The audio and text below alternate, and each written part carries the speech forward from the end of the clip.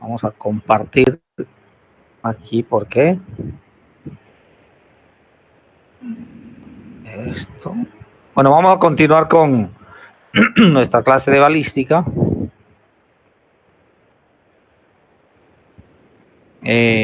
Habíamos quedado la vez pasada en que íbamos a ver a partir de hoy la evolución de la balística forense. La vez pasada vimos la definición, la importancia, los elementos que la constituyen y demás, ¿cierto? Bueno, la balística forense inicia cuando se descubre la pólvora negra. Y esa pólvora negra, o el descubrimiento de la pólvora negra, se le debe a un alquimista chino de origen alemán llamado Berthold Schwarz. Este hecho sucedió en el año de 1242. Berthold Schwarz descubrió que la mezcla del azufre con el salitre y el carbón vegetal, azufre, salitre y carbón vegetal, era un elemento que reaccionaba de manera violenta en un cambio físico-químico cuando se sometía al calor, ¿sí? Resulta que esa sustancia carecía de estabilizantes, ¿sí? Y si hoy en día es peligroso manipular pólvora, en esa época, cuando no tenía estabilizantes, era mucho más peligroso. Berthold Schwarz entendió el peligro que eso acarreaba manipular la pólvora, y él guardó silencio en cuanto a su descubrimiento. Eso no es una invención, sino más bien un descubrimiento. 6 años más tarde, un químico inglés llamado Roger Bacon se atribuyó ese descubrimiento, ¿sí? Y salió a decirle a la sociedad y al mundo que él había descubierto una sustancia que le había puesto el nombre de pólvora negra, la cual estaba integrada por salitre, azufre y carbón vegetal. O sea, se dio lo que hoy sería un plagio, ¿cierto? Y él, a partir de allí, empiezan a hacerse los estudios y la utilización de la pólvora. En principio, solamente se utilizaba para actividades de minería y para actividades de juegos pirotécnicos. Los encargados de transportar los componentes de la pólvora negra, ya sea en el sitio de los festejos que hacían, de las fiestas patronales, que eso es en el mundo entero existe y ha existido eso por años, eran los prisioneros de guerra y los esclavos, al igual que a la mina. Si los que transportaban los componentes de la pólvora eran los prisioneros de guerra y los esclavos. ¿Y por qué ellos? Porque a la luz del derecho de la época, los esclavos y los prisioneros de guerra no eran consideradas personas. Y al no ser consideradas personas, si se presentaba un accidente, una explosión, una quema, la muerte y demás, pues perdían un objeto y no una persona, ¿sí? Más adelante se empiezan a descubrir estabilizantes de la pólvora, y cuando se descubren los estabilizantes, ya por la petición de Eduardo III, que tenía una guerra que libraba con Grecia, se empieza a utilizar en las armas de fuego, ¿sí? Esa fecha que aparece allá abajo en rojo, el 18 de noviembre de 1823, vamos a tenerla en cuenta para un comentario más adelante. Entonces, ya dijimos que estaba compuesta la pólvora por el salitre, azufre y carbón vegetal, y que carecía de estabilizantes. Y los usos en juegos pirotécnicos y en minería.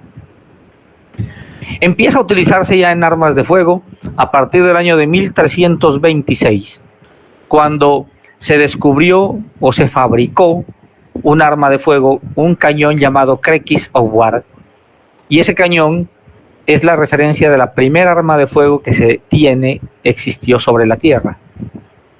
Era una especie de vasija en posición horizontal, de gran peso. Necesitaban 12, 15 personas para transportarla. Al momento del disparo, se requerían 6 personas o más para estabilizar el cañón, para que no se fuese a rodar, y otra persona que daba la ignición, o sea, la quema de una mecha para que llegase la pólvora y se dé el proceso del disparo. Esos cañones lanzaban esferas metálicas de acero, de plomo, de bronce, de los metales de la época, incluso esferas de piedra, pero a pesar de que producían una gran detonación, un gran ruido, el alcance, la proyección de esas esferas era de 30 o 50 metros. O sea, era poco letal. Sin embargo, causaba una gran impresión en el enemigo por el ruido. La gran mayoría de esos combates se libraban a caballo. Y el estruendo, el sonido de la quema de la pólvora espantaba a los animales, ¿sí? Y se produjeron pues accidentes y bajas y demás, aprovechándose más la detonación que el efecto mismo que produjesen los proyectiles. En vista del resultado que arrojaban las armas de fuego, se dispusieron a mejorarlas. Y fue así como en el año de 1346, o sea, 20 años más tarde, aparece un cañón, digamos el cañón Craig-Howard modificado ya, llamado cañón Greci. Ese cañón toma el nombre de Greci porque sus experimentos se hicieron en los montes de Greci en Italia. Y resulta que era un cañón ya más ligero, que lo transportaban entre 3, 4 personas. Al momento de disparar ya solamente se requerían 2, ¿sí? El alcance del proyectil ya era de 150 metros o 200 metros, aun cuando era un proyectil más liviano, más ligero, pero ya causaba efecto el proyectil como tal. Y se seguía manteniendo la detonación, el efecto de la detonación, que hasta ahora las armas, mientras no tengan silenciador, pues algún ruido producen. Más adelante, ya en 1420, apareció una arma ya más modificada, más sofisticada para la época, que fue el arcabuz. El arcabuz se conoció aquí en nuestro territorio post descubrimiento de América, en la etapa de la conquista y la colonia y demás, y sobre todo más adelante en las campañas libertadoras, porque el arcabuz, a pesar de ser un arma de origen francés, era el arma preferida de los españoles. Esa arma, pues, la descubren o la fabrican en Francia, pero su mayor desarrollo se dio fue en España. En España incluso había concursos de arcabuceros. En las fiestas patronales la gente andaba con su arcabuz, con una buena cantidad de pólvora, buena cantidad de proyectiles, una horqueta sobre la cual se apoyaba el arcabuz, y habían competencias tanto de puntería como de mensajes y adornos del arcabuz. Si la caja de los mecanismos se utilizaba para enviar mensajes, mi amor te amo, mi vida te quiero, fecha de matrimonios, ¿sí? Lo que posteriormente se hacía con esquelas y posteriormente con memes, y hoy en día se hacen en la piel, se tatúan la piel con el nombre de la mamá, del papá y cosas de esas. Antes se hacía en el arcabuz. Entonces había una competencia tanto de puntería, quién apuntaba y quién impactaba mejor, como de las personas que tuviesen el mejor mensaje para proyectar hacia los demás dentro de ese elemento. En Bogotá, a ver, los que conozcan allá Bogotá, el costado sur de la Plaza de Bolívar, esa viene siendo creo que la 7, debe ser la calle 7, debe ser la 7 u 8, 7, bueno.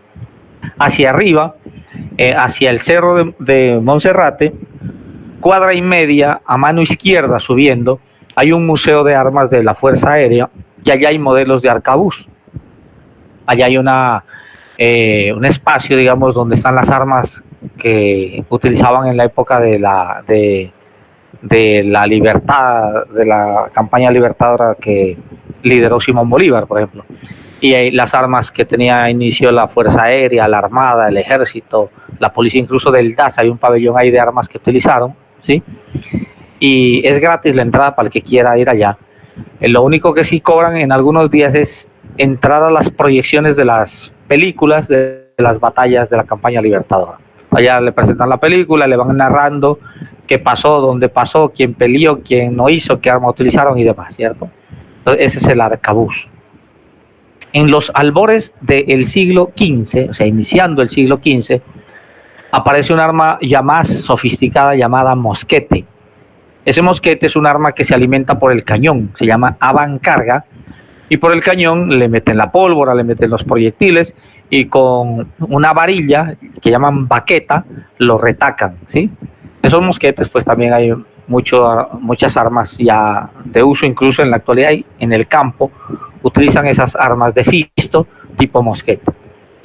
Al finales del siglo XV aparece la escopeta, pues para la época un arma muy sofisticada, y de ahí en adelante pues aparecen las armas que se conocen hoy, como en 1814 el revólver, y ya en el siglo XVII la pistola.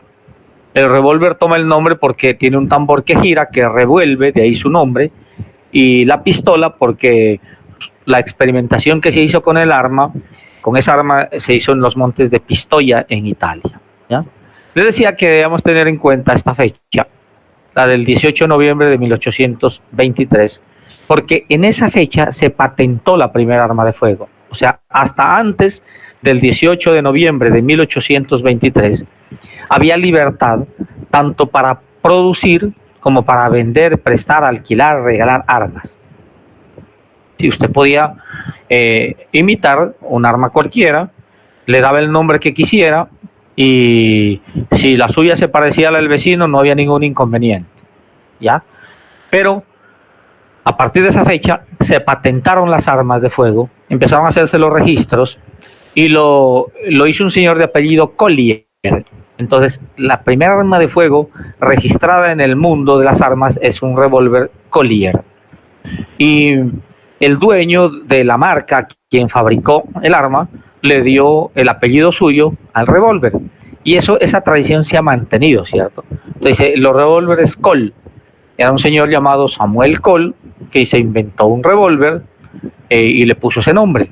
Tenía 6 estrías, giraban hacia la izquierda, eran unas armas pues toscas, digamos, ¿sí? Con poca capacidad de letalidad, pero que causaban daño. Luego apareció una sociedad, Smith & Wesson, 2 señores que se unieron y crearon esa marca, registraron esa marca, y ellos lo que hicieron fue, dijeron, bueno, si el Colt tiene 6 estrellas, nosotros le ponemos 5. Si el Colt gira la estrella a la izquierda, nosotros lo giramos a la derecha. Si el tambor del revólver Colt gira a la derecha, nosotros el tambor lo hacemos girar a la izquierda. O sea, lo contrario del otro, y otras características más, que son armas que se mantienen en el tiempo. Sí, la gran cantidad de armas pertenecen a esas casas fabricantes. E incluso un arma de gran distribución en Colombia, como los llama, no escaparon a eso. Llama originalmente se llamaba llama Gabilondo, porque un matrimonio, una pareja, un matrimonio compuesto por Antonio Llama y Victoria Gabilondo, pusieron un capital, bueno, se casaron, crearon una fábrica de armas allá en España. Esa casa Llama Gabilondo le vendió una franquicia a Colombia. Entonces Colombia empezó a distribuir los primeros revólveres Caside, Martial y Scorpio. Dice en un escudo, ¿sí? Dice Llama Gabilondo, Caside, Llama Gabilondo, Scorpio, Llama Gabilondo, Martial, la marca que sea, y a un ladito decía Indomil. Luego Colombia compró la franquicia, y entonces ya le borraron el Llama Gabilondo. Y luego compró la patente, y Colombia es dueña de la patente de los Llama, e incluso ya fabrica armas propias de Indomil, como la pistola Córdoba, que dicen que han salido muy buenas, una pistola calibre 9 milímetros, y ya lo lo distribuyen aquí en nuestro país. Ese es un modelo del cañón Crequi-Sugar, ¿sí? Como les decía, un cañón en forma de vasija, en posición horizontal. Aquí se daba la ignición, todo esto era lleno de pólvora, el proyectil llegaba hasta aquí, digamos hasta esta parte. La quema de la pólvora pues genera la presión igual como las armas de fuego de hoy en día, pero mucha parte de la pólvora y de los gases que creaba, de acuerdo a la definición de arma de fuego, se escapaban por aquí. Oídos se llaman esto, ¿cierto? El proyectil salía, pero avanzaba 30 o 50 metros, era muy poco el espacio que avanzaba, pero la detonación, el ruido, era muy grande y causaba efectos en el enemigo. Ese es el cañón Greci. Sí, yo en internet nunca encontré un cañón, entonces lo hice yo más o menos por las descripciones de lo que era eso, ¿cierto? Y entre 2 personas lo sujetaban, aquí era la ignición, o se apoyaba aquí y hacían los disparos. Ya era un cañón mucho más sofisticado, disparaba esferas más pequeñas, tenían un mayor alcance, y así se fueron proyectando las armas Aquí está el arcabuz, se daban por iniciación de siles, o sea, muy similar a las fosforeras que uno utilizaba antes, ¿cierto? Una piedra de siles, un serpentín y una mecha, que lo giraban, producía una llamarada y se daba a la quema, ¿ya? Y estos arcabuz, aquí en esta parte que llaman cajón de los mecanismos, o en esta parte por aquí, o en esta parte por aquí, escribían los mensajes para las competencias, ¿ya? Y siempre los arcabuceros andaban con una horqueta, miren, para apoyar el arma, o aquí, miren. Otros lo ponían más hacia el fondo. Y habían arcabuces de varios tamaños, ¿cierto? Es un arcabuz enano, un arcabuz normal, un arcabuz mucho más antiguo, ¿sí? Diferentes modelos, pero seguían llamándose arcabuz. Luego aparece el mosquete, el tradicional fueron estos dos, más adelante apareció este, que se alimentaba por aquí por el cañón, luego apareció un mosquete de varios cañones, con las ventajas que eso representaba, ¿cierto? Y habían entonces de bolsillo, de cinto, lo cargaban como se cargaban los revólveres en una época en el lejano oeste, ¿cierto? En una chapuza, o estas para cargar al hombro, los mosquetes. Las escopetas aparecen más adelante, habían unas de un solo cañón, luego aparecieron unas de 2 y luego unas de 3 cañones. Y habían de cañones horizontales o cañones yuxtapuestos, y otros que tenían 2 cañones horizontales y uno aquí en la parte superior o en la parte inferior. Podía ser del mismo calibre y el tercero un calibre más pequeño, o a veces de calibres distintos. Y pues, mientras alguien llegaba y cargaba, cambiaba cartucho, el otro pues tenía una ventaja, ¿cierto? Lo que tenía que saber es cuál de las agujas iba a activar y listo, ¿sí? Todas las escopetas. Los revólveres, ¿sí? Bueno, ya ustedes vieron, saben cuál es un revólver, la alimentación y demás, la forma de embalarlo, ¿sí? El revólver se debe embalar así. Aquí en la parte inferior se ubica una especie de cabecera, puede ser un icopor, un pedazo de cartón, para evitar que la parte derecha de esta arma roce con la caja, por si de pronto tiene huellas, o para evitar que contamine si tiene manchas de sangre, o por cualquier sustancia que esté adherida ahí, para evitar que se vaya a descomponer, ¿cierto? Y se sujeta de estos extremos para evitar accidentes.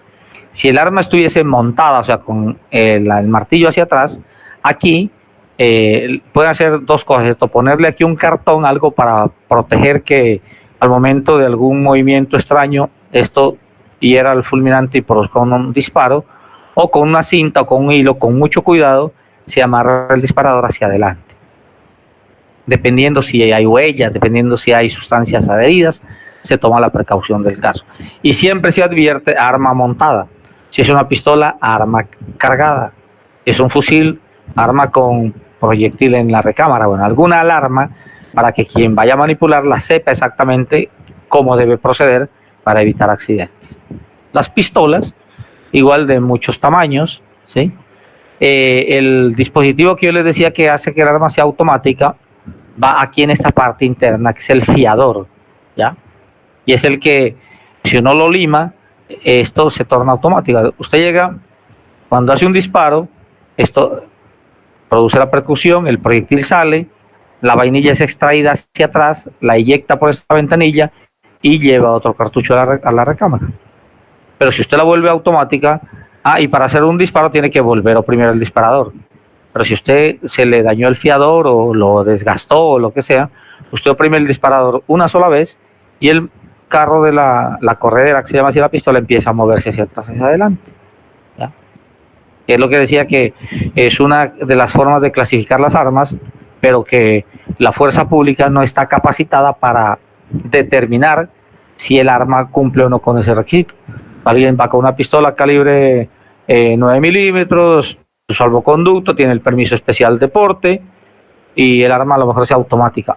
Pero siga, señor, bien pueda, disculpe por haberle hecho perder tiempo y puede continuar. Y a lo mejor no cumpla los requisitos totales del artículo 11 que leíamos en clase.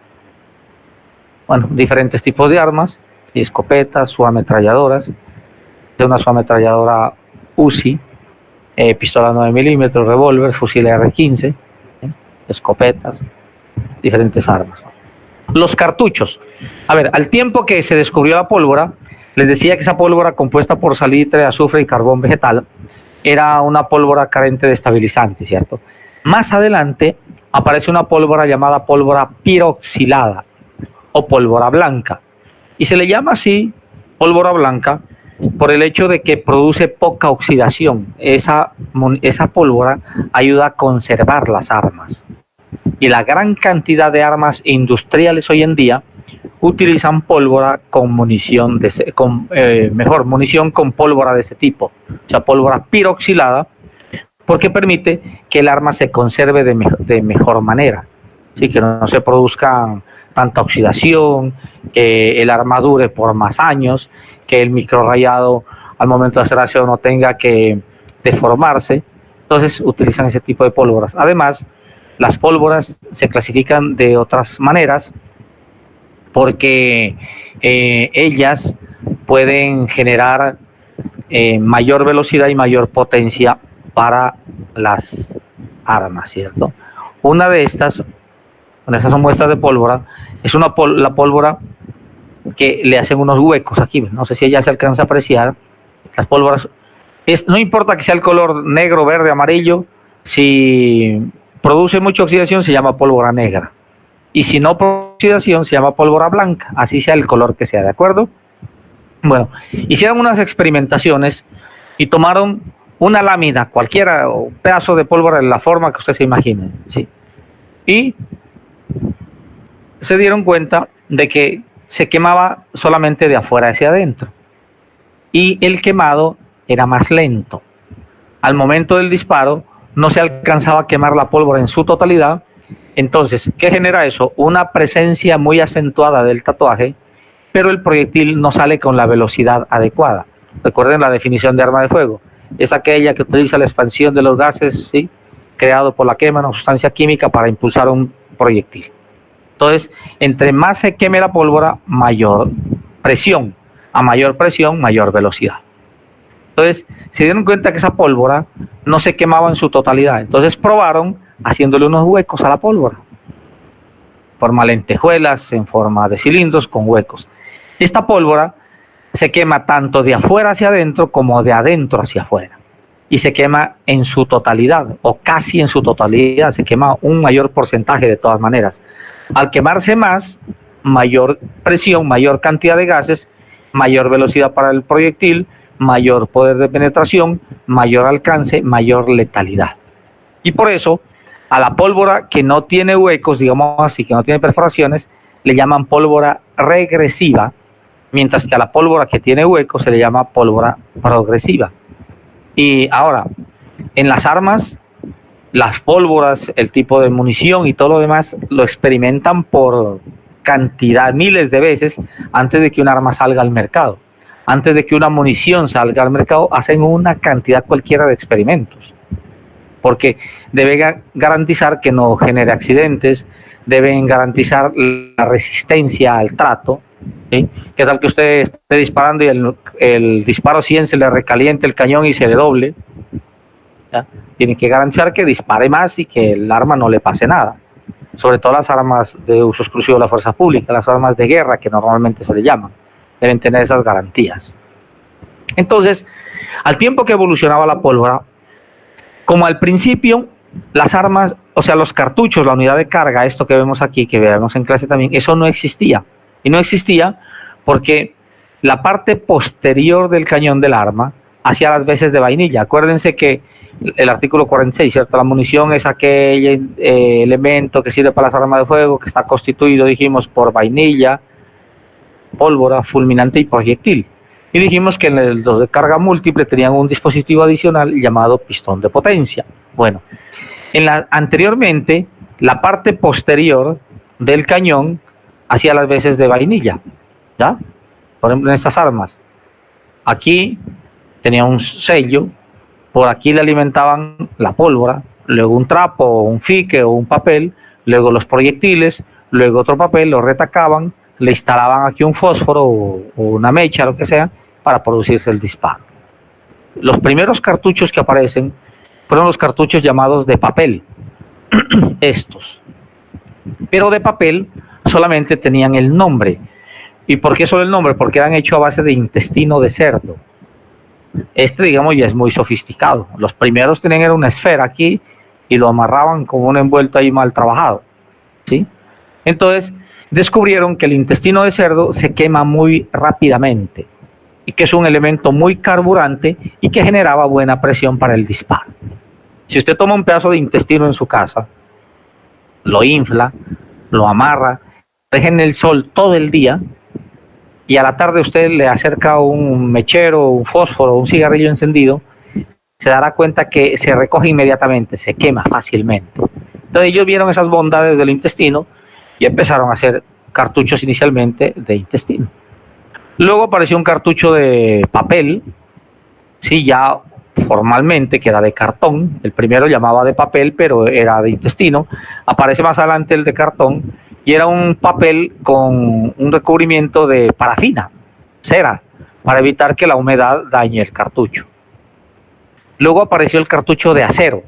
Los cortaban unos tubos de un trozo de tubo galvanizado, que era lo que se utilizaba antes en los acueductos, le sellaban un extremo y lo recalzaban, digamos, un pedazo de tubo, lo sellaban aquí al extremo, le hacían un hueco en la mitad y eso era el cartucho antes. Entonces la pólvora, luego el trapo, luego los proyectiles, luego un periódico, lo sellaban con otro papel periódico, con trapos o con fique, utilizaban muchas cosas. Aquí en la parte del fulminante le dejaban una cabecilla de fósforo y al momento del golpe pues se daba el disparo, ¿ya? Y luego apareció el cartucho plástico y finalmente este cartucho metálico fue inventado por un coronel inglés llamado el coronel Sharnell. Entonces, ¿quién es el padre de la munición moderna? El coronel Sharnell, porque se inventó eso. Bueno, ahora, esos cartuchos también evolucionaron por la forma de percusión. Nosotros veíamos en clase, hicimos el ejercicio, ¿cierto?, con un cartucho desactivado, en donde la aguja percutora le golpea al fulminante y se genera el disparo. Bueno, los primeros cartuchos se percutían a través de una espiga y se llamaban cartuchos Lefouchot, ¿sí? Ese era el nombre. Esos habían en todos los calibres. Pero resulta que se empezaron a generar accidentes, porque a usted se le caía un cartucho de estos a la altura normal de una persona, digamos a 1,30 m, 1,20 m, se generaba el disparo y se daban accidentes. Porque al momento en que la espiga golpeaba aquí, activaba el fulminante, se quemaba la pólvora y se producía el disparo. Entonces, apareció un cartucho distinto que fue el Flover, Flover. ¿Cuál era la diferencia del Flover? El Flover tenía fulminante en toda la base o culote, todo esto era lleno de fulminante. Entonces no importa la aguja percutora donde golpee, en un extremo, en el centro, a la izquierda, a la derecha, se generaba el disparo. Dijeron que era necesario darle mayor seguridad. Entonces apareció el cartucho anular o de percusión anular, ¿sí? Que es en donde el fulminante está solamente en la periferia, solo aquí. Y los primeros cartuchos que utilizaron ese sistema fueron los calibre 22 y aún existen con ese sistema. Entonces, si la aguja percutora golpeaba por acá por el centro, no había accidente, no había disparo, solamente en esta región de aquí. Y después dijeron, no, vamos a modernizar, además vamos a universalizar el sistema de percusión y apareció el sistema de percusión anular, que es ¿ya? O percusión central. Y es el más moderno y es con el sistema que se han adaptado todo tipo de armas. Además, porque con este sistema se facilita el intercambio de municiones. Yo puedo disparar munición 7.65 en un revólver 32. No puedo disparar munición calibre 32 en 7.65 por la disposición del cartucho, ¿sí? Pero hay unas municiones que son intercambiables y eso se facilita gracias al sistema de percusión, ¿ya? Entonces, también varió el sistema de percusión. Bueno, los cartuchos de carga múltiple, como bien diseñados, nosotros veíamos en clase, ¿cierto? El pistón de potencia, las clases de municiones, al coronel Sharnell, que se inventó la munición metálica moderna. Y ya una vez que se conoció las diferentes clases de municiones, las diferentes clases de pólvora, las diferentes clases de proyectiles, empezó algo que Henry Goddard le llamó la debacle universal. ¿Qué le llamó debacle? La utilización de armas de fuego para producir homicidios. En el año de 1832 Henry Godard, siendo el jefe de la unidad de patología en Lyons, Francia, llama la atención del gobierno monárquico de esa época en Francia, diciéndoles que la humanidad se iba a autodestruir, ¿sí? Que estaba extinguiendo por el uso de las armas de fuego. Y él recomendó desde esa época prohibir la producción de armas, limitarla y recoger las armas que existieran. Y él pone lo que uno diría ahora, poner el grito en el cielo, porque en 6 años se presentaron 5 homicidios con arma de fuego. Él no sabía lo que iba a pasar en esta época y sobre todo en nuestro país, en donde en un fin de semana matan 12, matan 18. Entre antes de ayer y ayer, aquí solo en Soledad mataron 6 personas. Allá fueron 5 homicidios en 6 años. Acude él al gobierno de allá, al rey, y le dice, mire, yo necesito que me den unas facultades para hacer una investigación y saber quiénes son los que están cometiendo homicidios. Le dieron una especie de funciones de policía judicial y Henry Godard encuentra que los proyectiles que él recuperó en los cuerpos eran unas esferas. Acuérdense lo que vimos en clase, que cuando tienen hasta 3.3 milímetros se llaman perdigones y que si tienen un diámetro mayor se llaman postas. Bueno, en los proyectiles que él descubre encuentra una protuberancia, o sea, no eran totalmente esféricos, sino que tenían una saliente. Él, con esa información de las 5 necropsias que extrae proyectiles con esa protuberancia, visita las fábricas de munición. En una de esas fábricas se encuentra un molde con una similitud, lo decomisa, lo lleva al laboratorio, hace las mediciones y concluye de que esos proyectiles habían sido fabricados con ese molde y en esa fábrica. Regresa a la fábrica, pide la facturación y las estadísticas son originarias de Francia y allá se hacen por medios de control. Aquí todavía no estamos culturizados con eso, ¿sí? Todavía en algunas partes preguntan si quiere factura o no, advierten los beneficios de no pedirla, la gente entonces como el beneficio es económico directo dice que no, pero en otros países como Francia hay una cultura antiquísima sobre ese sistema. Él, gracias a las facturas, sabe a quién le vendieron esa munición y con eso, según la historia, fue suficiente para que condenasen a esa persona que compró la munición por esos 5 homicidios que se generaron en 6 años. Era pues el homicidio en serie más grande de la época, ¿cierto? Gracias al estudio que hizo Henry Godard. Bueno, Henry Godard siguió su trabajo como buen patólogo de Lyons, pero fue sucedido por Richard Röntgen. Richard Röntgen en el año de 1903 hace un estudio, pero ya de una forma distinta. ¿Qué encuentra él? Los proyectiles ya no eran esféricos, ¿sí? Ya no eran esas esferas que tenían aquí los cartuchos de papel ni nada de eso, ¿cierto? Los cartuchos los proyectiles eran cilindros ojivales, como el que sacábamos allá ese día en la clase, ¿sí? De esa forma, que dijimos que tenía una nariz, una ojiva, un cilindro y demás, ¿cierto? Ya eran de esa forma y él lo que hizo fue verificar que los proyectiles que extrajo de las necropsias tenían unas rayas. Esas rayas hoy en día se llaman estrías y macizos, pero él le llamó surcos. Y coincidencialmente los proyectiles que le recuperan en las necropsias tenían 7 surcos. Él citó a todas las personas que tuviesen armas que vayan allá al departamento de patología y lleven sus armas.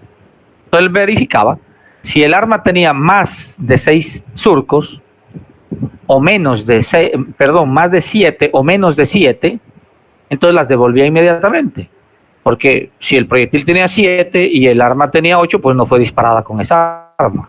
Si el proyectil tenía 7 y el arma tenía 6, no fue disparada con esa arma. Solamente decomisó las armas que tenían 7 rayas o 7 surcos, que le llamó él, ¿ya? Cogió con las armas que incautó, hizo varios disparos, 5 disparos con cada arma, y guardaba los proyectiles. Dije, bueno, estos son los patrones del arma número 1, patrones del arma número 2, la 3, etcétera, ¿sí? Y luego, ¿qué hizo él? Tomó el proyectil, ¿sí? Que es el elemento que se dispara, el que causa el daño. A ver si yo tengo aquí un proyectil disparado. aquí hay un proyectil, ¿cierto? Entonces, ¿qué hizo él? Él tomó el proyectil y lo desdobló en un papel de seda y zinc, o sea, un papel, y digamos que el proyectil ejercía presión y lo giraba, como usted darle vuelta a un círculo, una rueda cualquiera, a un cilindro, lo giraba. Al girarlo, todos los rayados del proyectil que estuviesen en el cuerpo, en esta parte, ¿sí?, se pintaban en la lámina de seda y zinc. Entonces, hacía tanto con el proyectil que le recuperó en las necropsias, como con los patrones, el mismo ejercicio. Entonces, esas rayas, él las reflejaba en, digamos, en dos fotografías. Y macroscópicamente, ¿sí?, sin necesidad de ir a lo que la vista de él le daba, él decía, bueno, este proyectil, el rayado que me dejó, que fue recuperado en la necropsia número 1, coincide con el rayado del proyectil que yo recuperé de disparar el arma número 20. Conclusión, con el arma 20 se mató al señor tal. ¿Sí? Y así hizo las comparaciones Richard Röntgen. A Richard Röntgen le aparece a él y a Henry Goddard le aparece un detractor que fue Baltasar. Baltasar, que no tiene nada que ver con los Reyes Magos, en el año de 1913 le dijo, ustedes están equivocados. No debe estudiarse el proyectil, debe estudiarse la vainilla. ¿Y por qué debe estudiarse la vainilla? Porque es allí donde quedan las características individualizantes de un arma. Y si bien en el proyectil también quedan, como vimos en la clase anterior, ¿cierto?, el proyectil es posible que entre, abandone el cuerpo y se pierda. Y eso sucede con frecuencia. O que alguien lo trate mal y lo descuide, lo pierda, no hay cadena de custodia, lo pisaron por ahí, lo escondieron. Bueno. 2. Aun cuando se recupere, el proyectil se puede deformar. Y yo les mostraba en clase unos proyectiles cómo quedan de deformes. Y pueden dificultar identificar cosas. Por lo tanto, dijo Baltasar, el elemento a estudiar es la vainilla, porque en la vainilla quedan unas características propias del arma. Y dijo, todas las armas de fuego, sin excepción, no importa que sean artesanales, hechizas, automáticas, semiautomáticas, manuales, de avancarga, retrocarga, carga única, carga múltiple, originales de fábrica, no importa el tipo de arma que sea, siempre van a dejar dos huellas. Una huella que le deja el percutor, cuando la aguja percutora golpea aquí, deja una huella, y otra que cuando el arma retrocede, cuando uno hace un disparo, experimenta un pequeño movimiento hacia atrás, ¿cierto? Entonces, cuando se experimenta ese movimiento, se generan estas huellas, que es la huella de la contrarrecámara. Y esa huella la dejan en efecto, todo tipo de armas deja esas huellas.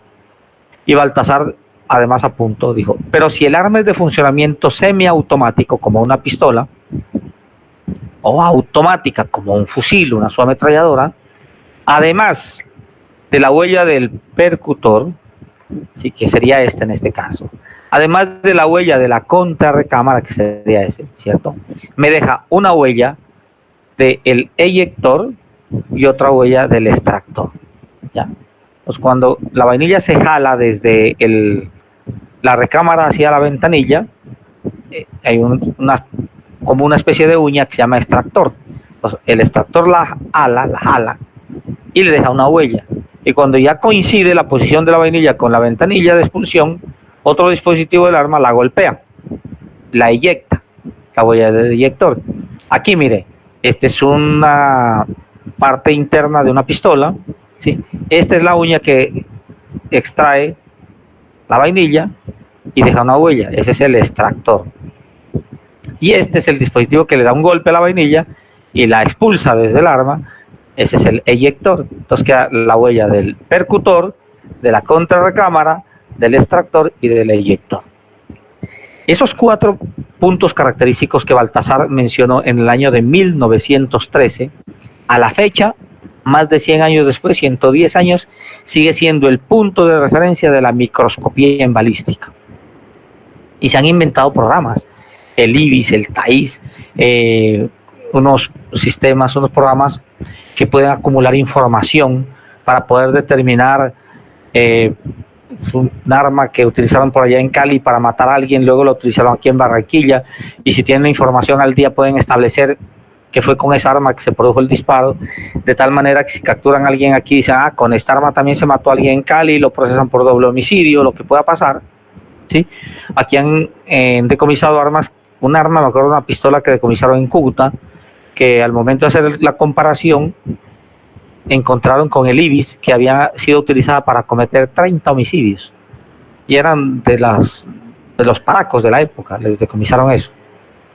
Infortunadamente el IBIS en Colombia, los equipos que habían o que hay todavía, nunca les hicieron mantenimiento porque era muy costoso, y la adquisición del equipo y el mantenimiento se hacía con plata del Plan Colombia.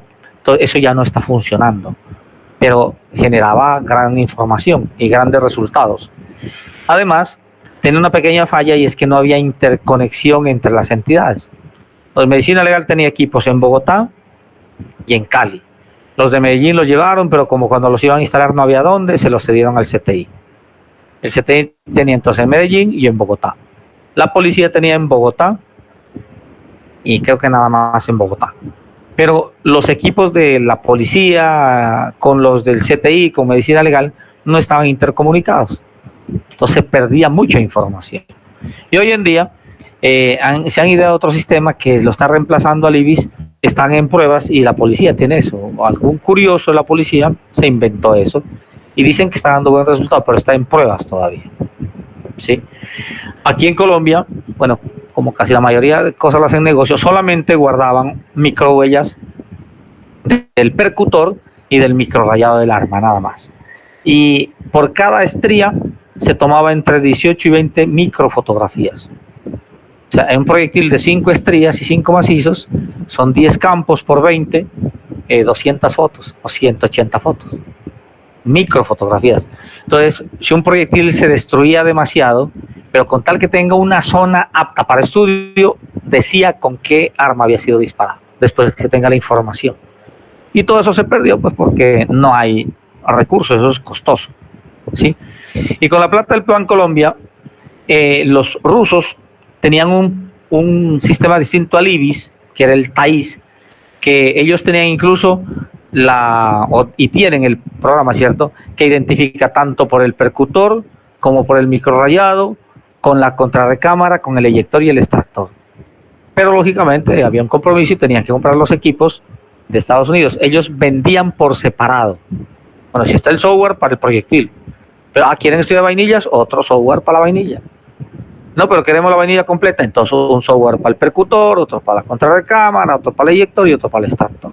Salía muy costoso. Entonces Colombia compró solamente el del percutor y el del microrrayado del cañón, y con eso se trabajaba. Pero ya les digo, ha tenido falencias por eso. Bien. Dejamos la historia entonces de la balística y nos adentramos a la balística actualizada. La balística se divide en balística según su estudio, ¿sí?, y balística según su aspecto científico. Según su estudio, se divide en balística interior, balística exterior y balística de efectos. La balística interior estudia, por ahora digamos eso, todos los fenómenos que se dan al interior del arma de fuego. O sea, lo que vimos ese día, desde que yo le introduje la vainilla al revólver, oprimí el disparador, hasta que ustedes vieron que se le dio la llamarada por el cañón y sonó y dañó la hoja y demás, esa es la balística interior. La balística exterior estudia todos los fenómenos, todos los movimientos que afectan al proyectil, desde que sale por la boca de fuego del arma hasta que impacta en un blanco determinado, o digamos que por la acción de la fuerza de gravedad se cae, se detiene y cayó al piso. Todo eso se llama balística exterior, lo que se da afuera del arma, digamos.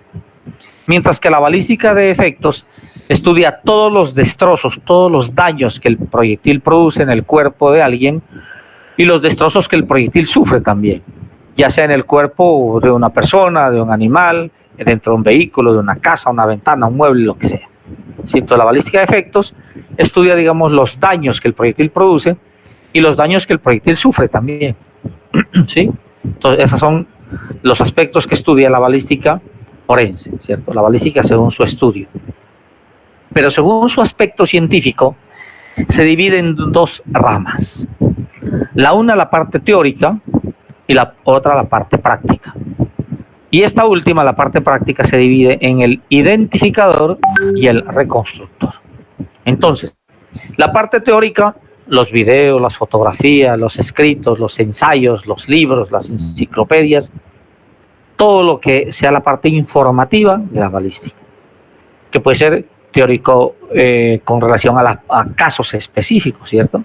Pero después que se utilizó en un evento judicial, en una investigación, pasa a ser parte de la teoría.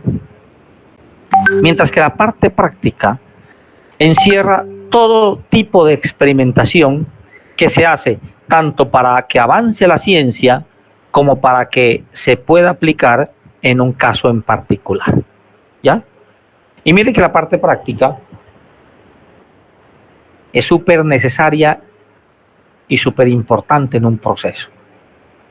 Cada caso es distinto a otro.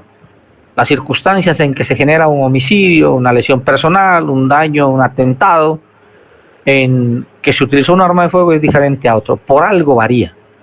Por los actores, por las distancias, por las posiciones de víctima y victimario, por el daño que el proyectil produce, por muchas razones, ¿sí?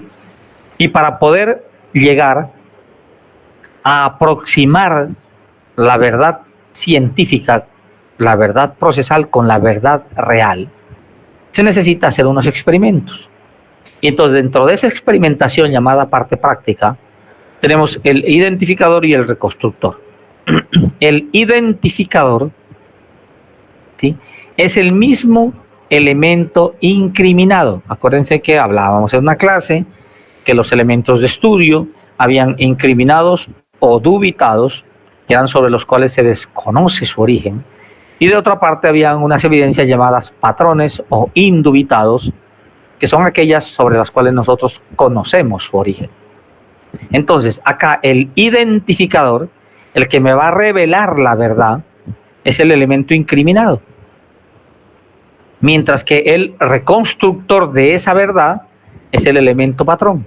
Por ejemplo, se presentó una lesión personal de alguien o un homicidio, le impactaron en el tórax, ¿sí? Y hay una discrepancia probatoria respecto de la distancia a la cual se hizo el disparo, ¿cierto? Entonces, unos dicen que le disparó a 1 metro, otros que fue en un forcejeo, otros que fue a 20 centímetros, otro que se le acercó por la espalda y le disparó a manzana, ¿no? Infinidad de cosas. No hay cámaras, solo hay testigos, pero tenemos la camisa, tenemos el cuerpo, el cadáver. Entonces, a partir de allí, uno puede hacer las pruebas para establecer bajo qué circunstancias se dio eso. Entonces, en el ejemplo, digamos que la camisa sea blanca, entonces tengo que buscar otra camisa, otras camisas blancas o tela similar a la tela que hacía parte de la camisa de la persona que portaba y que le dispararon, si es de algodón, si es de tela X, ¿cierto? Sobre esa tela yo tengo que hacer tantos disparos como sean necesarios para reconstruir la distancia, ¿sí? De acuerdo a la distribución del tatuaje, del ahumamiento y el chamuscamiento, que fue algo que vimos ahí en clase, cómo se refleja eso. Entonces, yo empiezo a hacer experimentos. Digo, bueno, el ahumamiento que está ahí por tabla me indica que fue hecho el disparo a 10 centímetros. Entonces, yo empiezo a hacer a 3. Hago 2 disparos, mínimo 3 disparos se tienen que hacer. Digo, bueno, no concuerda tanto. Hagámoslo a 5. Se aproxima. Hagámoslo a 8. Más cercano, a 10, más cercano, a 12, cercano, a 15, similar.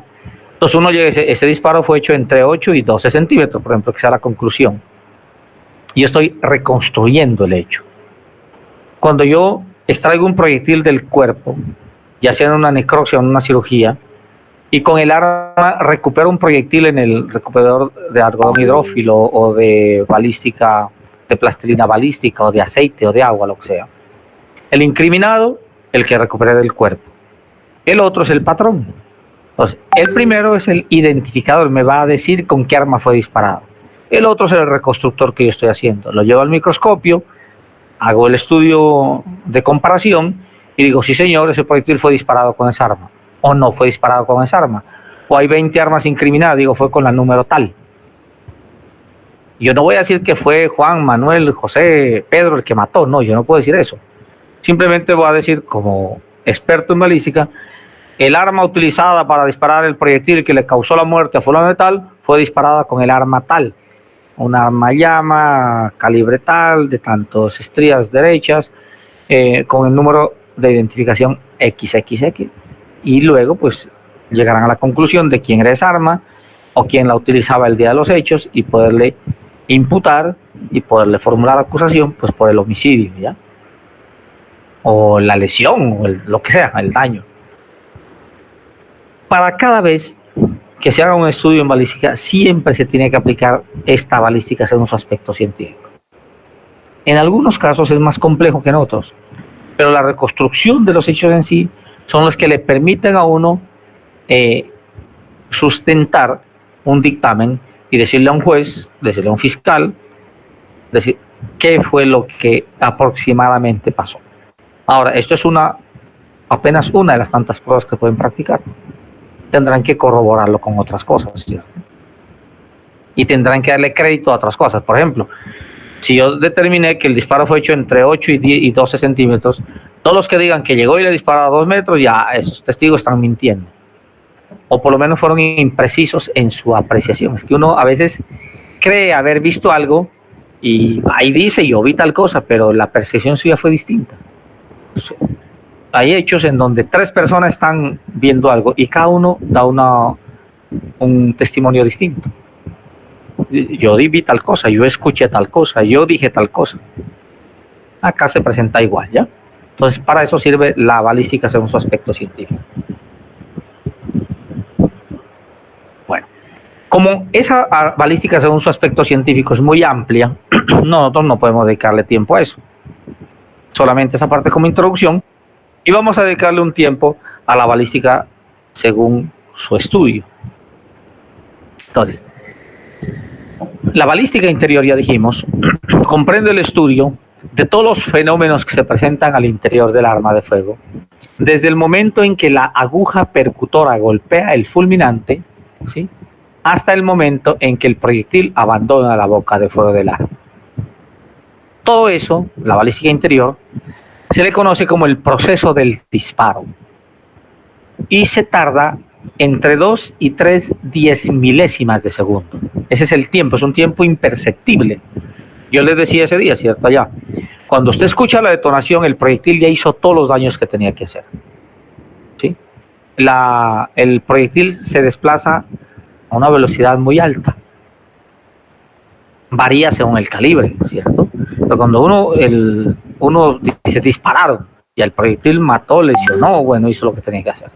Porque el tiempo es ese, de 2 a 3 diezmilésimas de segundo. Sin embargo, para efectos del estudio en balística, se divide en 7 pasos, que son la percusión, la iniciación del fulminante, la quema del propelente, el vencimiento de la inercia, el ensayamiento, el abandono del arma y el retroceso. 7 pasos. Bueno, entonces ustedes dijeron, pero ya hay 8, ¿cierto? Ahí donde está en la diapositiva que estamos viendo, hay 8. Hay un paso adicional que llama la reproducción del microrrayado. Pero ese paso, si usted toma un libro de balística, no lo va a encontrar. En un libro que yo tengo, que lo tengo escrito hace rato y no lo he publicado por algunas razones, yo le incluí ese paso adicional, la reproducción del microrrayado, porque me parece de importancia suma, habida cuenta de que a partir de la reproducción del microrrayado es que yo puedo saber con qué arma fue disparado. ¿Sí? A partir de ahí es que yo puedo saber cuál es el arma incriminada. A partir de ahí puedo establecer responsabilidades. Por eso lo incluí. Ahora, esos pasos se determinan de la siguiente manera. Tengo yo aquí un fusil, en este caso un R15. Dispongo un cartucho en la recámara, aprieto el disparador, pongo en movimiento todos los mecanismos de disparo y la aguja percutora golpea en el fulminante. Ese es el primer paso, percusión. ¿Ya? Ahora, la fuerza, para que se dé la percusión, la fuerza que yo ejerzo sobre el disparador, tiene que ser lo suficiente para poner en movimiento todos los mecanismos de disparo. Y esa fuerza suficiente para que se pongan en movimiento todos los mecanismos de disparo y que como consecuencia se haga el disparo, esa presión recibe el nombre de pull, ¿sí? Los que juegan billar, pool, P-U-L-L, ese es el nombre. La Fiscalía General de la Nación tiene un software que mide el pool de las armas. Y ese pool tiene su efecto jurídico. En algunos casos tan necesario como para poder incriminar o no a alguien un homicidio. Un caso de la vida real. Un señor estaba en su casa un día domingo haciendo aseo a una pistola. Llega a visitarlo un compadre, compañero de escuela. Ellos habían crecido en el mismo barrio, vecinos, estudiaron juntos primaria, bachillerato, prestaron servicio militar juntos, entraron a la universidad juntos, se casaron con 2 hermanas, ¿sí? O sea, eran cuñados doble entre ellos, eran compadres, padrinos de los hijos entre sí, eran muy unidos, pero el uno fue a visitarlo allá y de pronto escucharon un disparo. El dueño del arma dice él, en la versión, que él estaba haciendo aseo de su arma, la dejó en la mesa y se fue al baño. Que cuando él estaba en el baño escuchó el disparo, salió a ver qué pasaba y encontró a su hijo, que tenía algo así como cerca de 3 años, con la pistola en la mano. Y voltea a ver su compadre con un disparo en la frente, muerto. Ya trataron de salvarlo, ya no se podía hacer nada. Esa fue la versión de él. En ese caso, era necesario verificar el pool. Recuerdo que esa pistola era una 765, tenía un pool de equivalente a 18 libras sobre pulgada cuadrada. ¿Ya? O sea, significaba que para poder poner en movimiento todos los mecanismos de disparo, había que ejercer una fuerza de 18.5 libras sobre pulgada cuadrada. ¿Cómo se hace la prueba? Después de, el pool lo mide un equipo. ¿Sí? Un equipo mide el pool del arma, de todo tipo de arma. Un software. Bueno. Para hacer la prueba, entonces, ¿qué se hace? Se toma una bolsa de lo que usted quiera, plástica, de tela, lo que sea, y la llena con ese peso, 18,5 libras, de lo que usted quiera, de arroz, de queso, de papa, de carne, eso no importa. ¿Sí? Y se hace un experimento con el niño para que con la falange, en ese caso incluso se utilizaron los 2 dedos, con las falanges de los extremos de los dedos medio e índice, levante la bolsa. Y él debe levantar la bolsa y mantenerla por lo menos 3 segundos. ¿Ya? Para, si él soporta ese peso, es posible que ella haya manipulado esa arma y la haya activado. Si él no soporta ese peso y en ese tiempo, es imposible que le haya hecho el disparo. Ahora alguien dirá, pero es que el disparo dura de 2 a 3 10 milésimas de segundo, ¿y por qué tiene que aguantarlo 3? Porque el proceso del disparo es desde que la aguja percutora golpea el fulminante hasta que el proyectil sale. El pull es la fuerza anterior a todo esto, que es lo que pone en movimiento para que la aguja percutora golpee el proyectil y salga. ¿Ya? Entonces, primer paso, percusión. Segundo paso, iniciación del fulminante. Pues la aguja percutora golpea el fulminante tiene una sustancia química y es en el único momento del proceso del disparo que se genera una explosión. Ya dijimos que la explosión es aquel cambio físico-químico que se da a una velocidad superior a la velocidad del sonido. Entonces, en el cartucho, en la vainilla, no sé si aquí tenga una, parece que no, de pronto, en la vainilla internamente tiene unos huecos. La mayoría tienen uno solo y ese hueco se llama oído. A través de ese oído se transmite la llamarada que genera el fulminante. Cuando yo lo golpeo, se traslada hacia la pólvora. La pólvora se quema, ¿cierto? Entonces la percusión, la iniciación del fulminante es la activación del componente químico, se traslada la llamarada hacia la pólvora y ya vamos en el tercer paso, que es la quema del propelente. ¿Sí? La quema del propelente. Ese propelente pólvora se quema a una alta velocidad y genera una altísima temperatura. La temperatura que genera un disparo, ¿sí?, puede ser entre 4.600 y 6.400 grados Celsius. Entonces, esa alta temperatura hace de que la vainilla en esta parte de aquí se abra, se expanda, se dilate un poco y el proyectil se libera. ¿Ya? Al momento de liberarse, se da el siguiente paso, que se llama vencimiento de la inercia. ¿cierto? El vencimiento de la inercia. Ahora, el proyectil ya liberado del cartucho se acopla al cañón. Ese acoplamiento se llama cizallamiento. Cuando atraviesa el cañón se da el micro rayado y cuando abandona el arma se da el retroceso. Entonces se ve reflejado de la siguiente manera. Aquí está la quema del propelente, todo estaba en el proyectil abandona. Bueno, la cantidad, lo que está en rojo es la pólvora ya quemada. Estos puntos negros es la pólvora en proceso de combustión, ¿sí? Y se hace el disparo. Entonces, se cizalló, se acopló el proyectil aquí, se reproduce el micro rayado. Cuando el proyectil abandona la boca de fuego del arma, aquí el proyectil cuando sale, ¿sí? Sale descontrolado, ¿ya? Y si usted mira por internet un disparo en cámara lenta, podrá darse cuenta que el proyectil siempre tiende a irse hacia arriba, hacia allá. Pero resulta que cuando el proyectil se acopla aquí, hay una cantidad de pólvora que se le adelanta al proyectil. Y esa cantidad de pólvora que se le adelanta se llaman vientos balísticos. Y la función de los vientos balísticos es adaptar al proyectil al medio ambiente externo, porque la temperatura aquí es muy alta y aquí es muy baja. Y el proyectil, si no tuviese esos vientos balísticos, podría llegar aquí y destruirse. Pero los vientos balísticos tienen una función muy especial.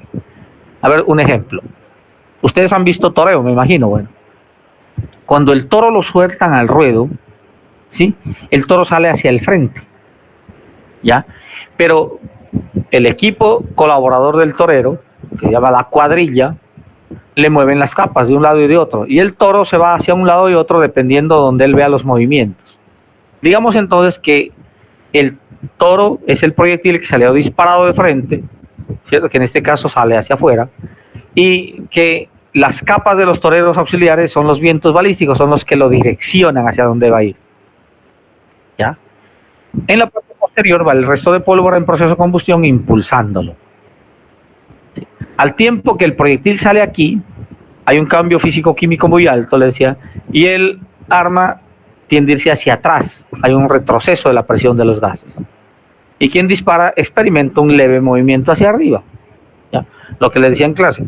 Mucha gente, el movimiento del arma es muy brusco porque se ponen muy tensos. Y uno tiene que, cuando dispara, hacer de cuenta que el arma hace parte del cuerpo. Pues alguien que se ponga ya muy tenso al momento del disparo, un escopeta o un fusil lo puede tumbar. También quien no, dispara sin ningún problema. Claro que eso va acompañado de la práctica también.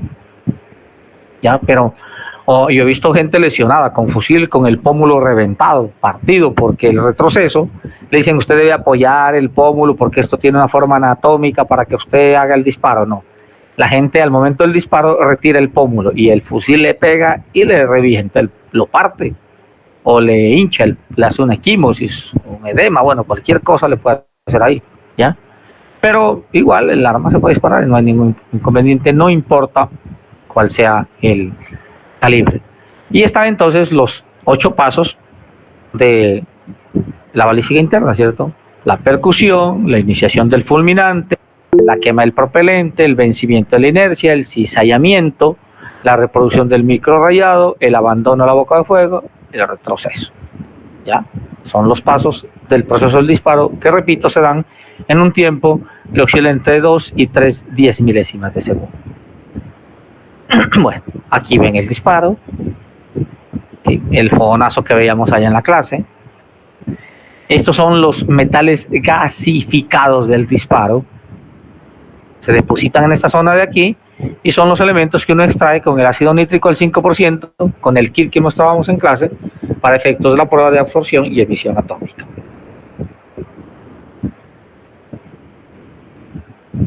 Bueno, miren. Cuando el proyectil sale, él lo que hace es proyectarse según la línea de tiro. La línea de tiro es la prolongación imaginaria del cañón. Acaba el proyectil. Los residuos de la pólvora se van hacia la izquierda, hacia la derecha, hacia arriba y hacia abajo. Se dispersan los residuos de la pólvora, ¿ya? Y ellos llegan detrás del proyectil y van a impactar en esta zona de la piel de la víctima. cuando el disparo se hace a una distancia que permite visualizar estos residuos de disparo en la piel o en la prenda de vestir o en una cortina o en una lata, un carro, en lo que sea, se dice que el disparo se hizo a corta distancia. En cambio, cuando usted hace el disparo y aquí en esta superficie de impacto, que puede ser lo que sea, le repito, la tela, la piel, una cortina, una ventana, una puerta, cuando en esa superficie no quedan residuos, se dice que el disparo fue hecho a larga distancia. Y esa es la diferencia entre corta y larga distancia. Y ahora, eso va a variar dependiendo del tipo de arma. Si más adelante muestro aquí una tablita, o en clase la hacemos una tablita, si no alcanzamos a verla hoy, sobre las características de la distancia del disparo. Ahora viene la balística exterior. La balística exterior estudia todos los fenómenos que se dan después que el proyectil abandona la boca de fuego del arma, ¿sí? Y entonces tenemos que el arma, cuando tiene la animaliza, o sea que no tienen estrías, ni macizos, ni aristas, ni nada, es distinto el comportamiento del proyectil en comparación cuando el arma sí tiene estrías o macizos, aristas o lados. En el primer caso, se da el movimiento de traslación, el parabólico, el de dispersión y el vibratorio. En el segundo se dan el traslación y el parabólico, que es el mismo, pero varían los otros dos, el de rotación y el giroscópico. ¿Ya? Entonces, ¿qué es el movimiento de traslación? Es el espacio que uno puede medir desde la boca de fuego hasta el punto del impacto. Se trasladó 500 metros, se trasladó 80 metros, ¿sí? Se trasladó 20 metros porque impactó en la superficie a esa distancia. Lo que se traslada es el movimiento de traslación y se define así como el espacio físico medible existente entre la boca de fuego del arma y el punto del impacto. ¿Ya? Ahora, en ese desplazamiento, el proyectil revela o reproduce o pinta una parábola. Esa parábola solamente se estudia cuando son espacios amplios, grandes. Si el espacio es muy pequeño, se toma como rectilíneo. O sea, el parabólico se va a dar de todas maneras, pero uno lo considera rectilíneo en espacios pequeños, porque hay una dificultad bastante acentuada desde el punto de vista físico para poder demostrar cuál es la inclinación real, ¿ya? Entonces uno está en el salón de clases, un proyectil entró por la ventana, impactó en el tablero, eso se toma como línea recta, desplazamiento rectilíneo. Pero unos espacios mayores, 50, 80, 100 metros, ya se toman las parábolas, ¿no? Bueno.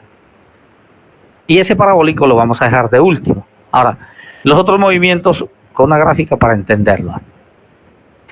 El movimiento de rotación, ¿sí? Resulta que el proyectil, cuando ingresa al cañón, en las armas de ánima estriada, dijimos, se presenta ese movimiento, miren, arma de ánima estriada, el movimiento de rotación. Entonces, el proyectil ingresa aquí y empieza a dar vueltas según la forma helicoidal del cañón del arma. ¿Ya? Llega un movimiento de rotación, o sea, es un movimiento de giro sobre su eje longitudinal que lleva el proyectil. Ese movimiento de rotación permite tener mayor precisión al momento del disparo, o sea, eso es tener mayor puntería, ¿sí? Permite que el proyectil pueda penetrar más fácilmente un cuerpo, eso se llama poder de penetración, y permite que el proyectil se desplace más, que pueda romper con facilidad las capas de oxígeno o de la atmósfera, ¿sí? Y eso se llama poder de traslación. Entonces, el movimiento de rotación sirve para eso, para darle precisión, alcance y dirección al disparo. ¿Ya? Y el proyectil gira según la inclinación de la estría, hacia la izquierda o hacia la derecha. En las armas, como un revólver, por ejemplo, que yo llevé allá, tiene una inclinación del 15%, o sea que la estrella que empieza aquí solamente se inclina al 15% hasta acá. Pero en las armas como fusiles, dan 2 vueltas y hasta 3 vueltas, o 2 vueltas y media en todo el cañón. Cada vuelta que la estrella da en el cañón se llama ángulo de paso. Hay armas que tienen más ángulos de paso. Los proyectiles de mayor velocidad, como el 5.56, el arma que dispara esos proyectiles tiene mayor cantidad de ángulos de paso. O sea, va a dar más vueltas, más rápido. ¿Ya? Y ese es el movimiento de rotación. Bueno. Al tiempo que va rotando sobre su eje, ¿sí? Se va desplazando, movimiento de traslación, va generando la parábola. ¿Sí? Pero tiene otro movimiento, que es el giroscópico. Aquí está el giroscópico. ¿En qué consiste eso? A ver, el proyectil, a medida que se desplaza, va moviéndose como un péndulo. Y el péndulo hace de que el centro de gravedad de este proyectil se desplace hacia la nariz, hacia adelante, o hacia la base, hacia atrás, dependiendo de la posición del proyectil. Si el proyectil está hacia arriba, el centro de gravedad viene hacia adelante. Cuando el proyectil va bajando, en la parábola el centro de gravedad se va hacia arriba. Y cuando el proyectil está en posición horizontal, está en la mitad. ¿Ya? ¿Y para qué se desplaza ese movimiento, ese centro de gravedad? Para tratar de mantener al proyectil en el aire, para que no caiga tan rápido, para que no se dé el efecto de la fuerza de gravedad. Entonces, ese movimiento giroscópico, que se llama también cónico pendular, se da por la reacción, ¿sí?, del movimiento de traslación y el movimiento giroscópico. ¿Ya? Es como la descompensación entre estos dos movimientos, el que lo traslada y el que lo gira. Y eso genera el movimiento cónico pendular o giroscópico. Y lo podemos ver aquí. Yo creo que tengo que hacer algo, que creo que es, a ver, para acá, creo que es así, aquí miren. El proyectil va aquí, ¿cierto? Entonces, así no es, aquí, con este. El proyectil, mire, se mueve, va moviéndose, pero la base del proyectil nunca se separa de esa línea roja, ¿ya? Se va moviendo de esta forma. Cuando el proyectil va en esta posición, el centro de gravedad se desplaza hacia adelante. Este proyectil tiene estrías, fue disparado, sale por aquí. Cuando el proyectil está aquí en posición horizontal, el centro de gravedad va aquí. Y este proyectil, lo moví mucho, ese proyectil igual se mueve hacia arriba y hacia abajo. Va moviendo, en todos los momentos va moviéndose así.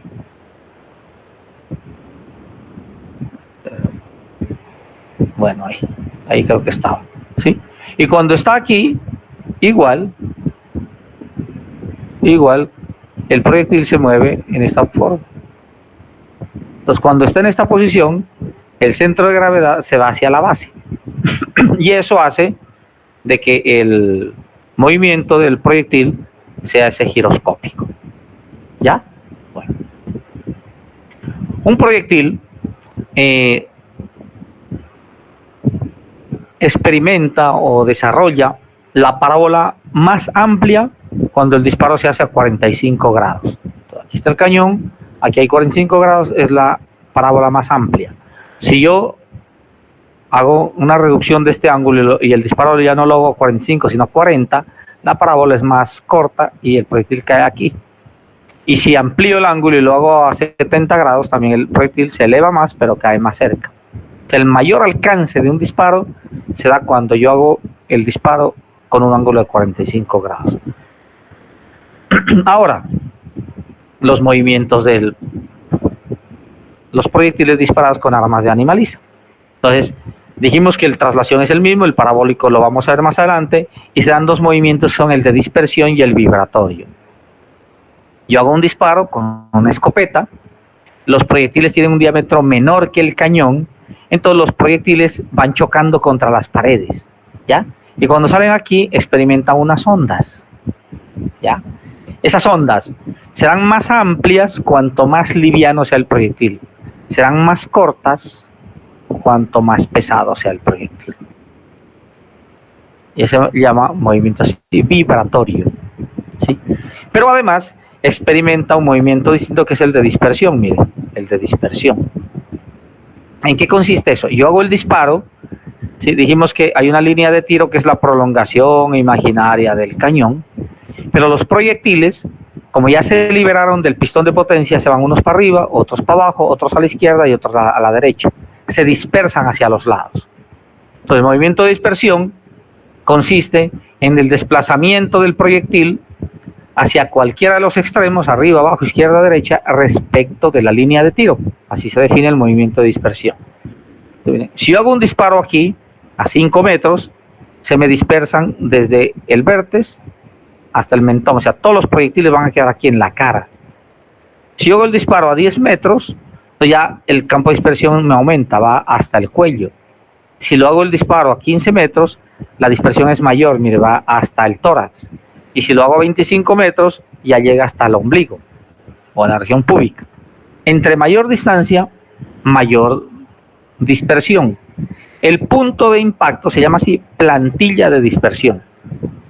Por eso, el diámetro de los impactos de arma de fuego, carga múltiple, siempre van a decir que hay un orificio principal que mide tanto por tanto, ¿sí?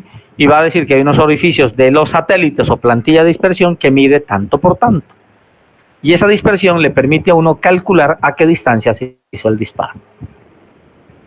O sea, eso no es caprichoso, eso no es que el testigo dijo que era 5 y el otro también, entonces hay que creerle, no.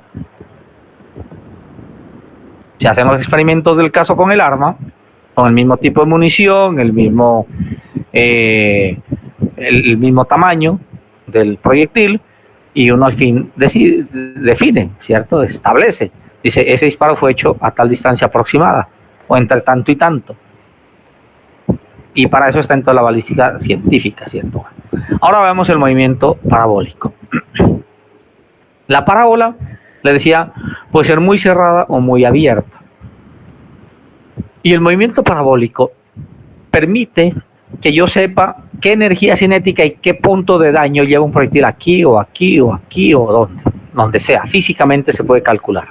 Hoy en día es más fácil porque hay un programa que se llama Ballistic Explorer.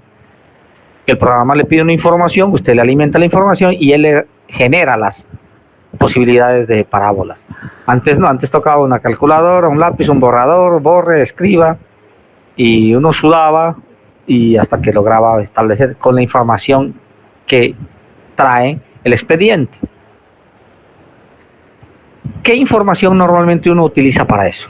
Lo que esté en el acta de levantamiento del cadáver, hay que creer lo que ahí diga, las distancias que ahí señalen, la composición de los pisos que estén determinadas, lo que diga fundamental, lo que diga el protocolo de necropsia, y con eso uno trabaja.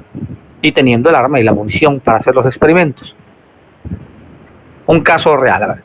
En Cartagena, un señor dijo que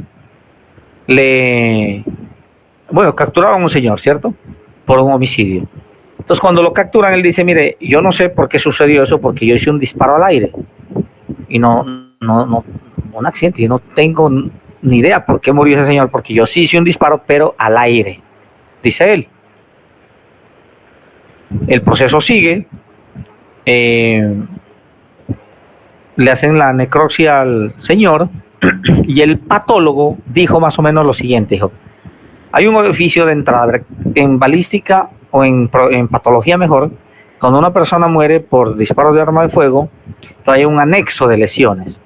O si fue un solo disparo, dice 1.1 orificio de entrada, dice dónde está localizado. 1.2 orificio de salida, dónde está localizado. O no hay, se recupera proyectil en tal sitio.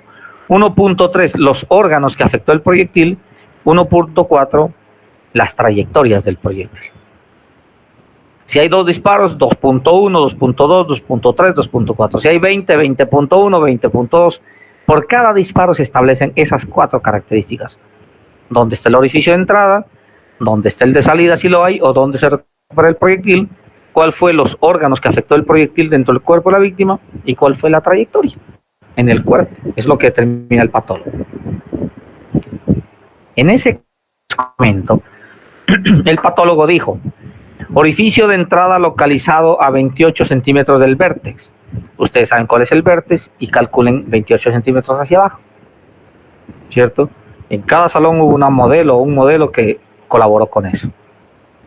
Dijo además que estaba localizado a 8 centímetros de la línea media anterior izquierda, o sea, del esternón hacia la izquierda, hacia la tetilla, 8 centímetros. Y desde ahí de la tetilla hacia la parte superior de la cabeza, hacia el vértex, habían 28 centímetros. Dijo además que el proyectil atravesó, orificio de salida no había porque se recuperó el proyectil en el músculo cardiaco. Y dijo el patólogo que ese proyectil había afectado la piel, o sea, atravesó la piel, la pleura, que es una pequeña tela que está abajo de la piel y que recubre los órganos internos, atravesó el tercer espacio intercostal izquierdo, alcanzó a medio rozar un arco costal y atravesó el corazón, se alojó en el ventrículo izquierdo, parte posterior. Eso fue lo que dijo el médico y eso es lo que tiene uno ahí. Resulta que el proceso siguió y en el juicio el abogado llevó un testigo y el testigo dijo lo siguiente, dijo: yo conozco perfectamente de este caso porque el día que sucedieron los hechos, mi compadre, que es el que está detenido, me llamó a comentarme lo que había sucedido. Yo fui a verlo allá al CAI, hablé con él y él nos explicaba cómo pasó eso, si él le disparó a la pierna. Eso es lo que él me dijo, que disparó a la pierna. Entonces, de dispararle a la pierna, disparar al aire, es una cosa totalmente distinta. El abogado no preparó el testigo, había leído el protocolo de necropsia, el informe balística, pero nunca había ido a clases de ciencias forenses seguramente en la universidad y no tenía ni idea de eso. Cuando ya él se da cuenta que había cometido el error, trató de corregirlo, pidiendo que se haga un estudio, pero que con la misma munición, porque la munición tenía unas variaciones, y él decía que la munición vieja, oxidada, generaba unos efectos distintos a la nueva, pero él decía que la vieja era la oxidada y la nueva la no oxidada, y eso no es así.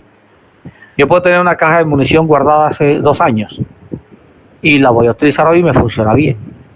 Pero una caja que compré ayer, le echo agua, la pongo al sereno, a estos días que ha llovido, y al sol todo el día, y en 2 días está oxidada. Sin embargo, la de ayer es más nueva que la de hace 2 años, por el lote de producción. Y esa sí me puede fallar, o sea, no es porque esté o no oxidada, es porque se conserve o no se conserve la munición. Bueno.